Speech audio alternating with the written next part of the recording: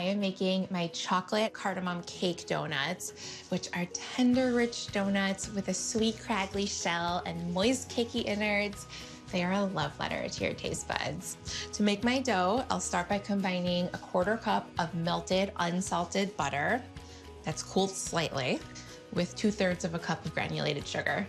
I'll get this onto my stand mixer and mix this until it's creamy and combined.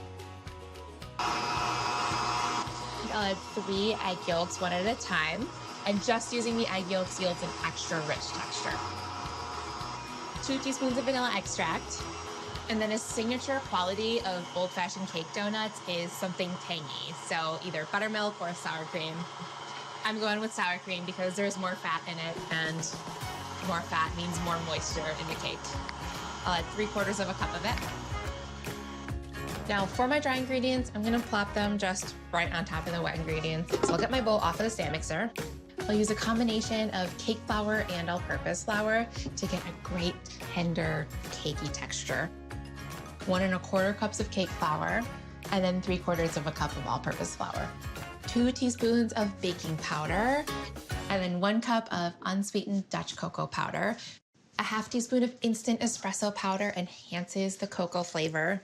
A teaspoon of kosher salt, and then 3/4 of a teaspoon of ground cardamom. I'll give the dry ingredients a rough whisk before I incorporate them in with the wet ingredients. I'll mix this until it's combined to form a dough. And the final texture is gonna fall somewhere between a super thick batter and a really wet dough, and that is going to yield the best texture of donut.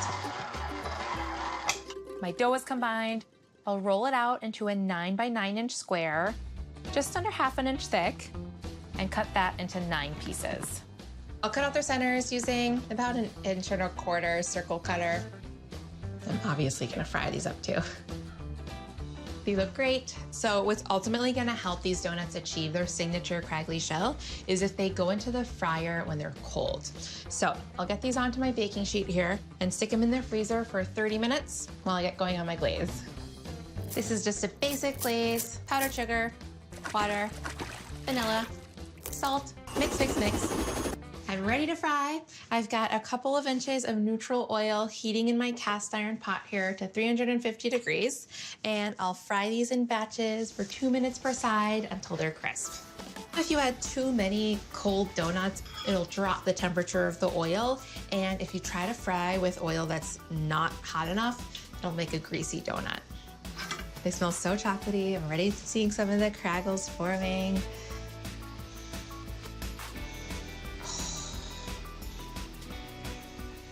I dream about these crevices and how much glaze is gonna be trapped in there and how crunchy they're gonna be.